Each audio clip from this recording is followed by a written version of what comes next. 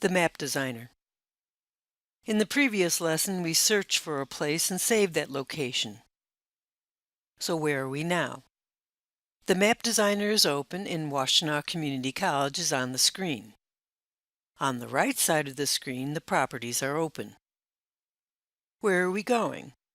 The goals of this lesson are to identify the opening view properties, to change the view settings, and to edit the map's theme. These are the properties of the map: View, Theme, Places, and Find Near Me. The opening map view has two settings that you can edit: bearing and distance. Bearing is the direction the camera is looking, north, south, east, west. Distance is how high the camera is from the ground. Try this. Edit the bearing. The default bearing is 0 degrees from north.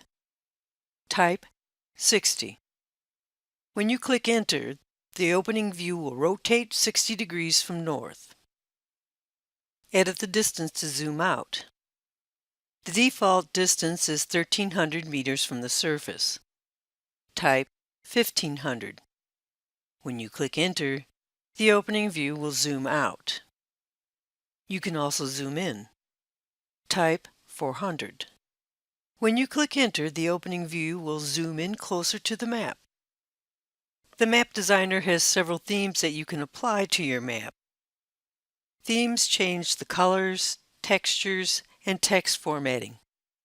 If you look carefully on the maps, the themes also change the format of the little plane that's flying in the background. Okay, the themes are optimized to display on mobile devices. However, some are easier to read than others. It probably depends on what type of application you're designing.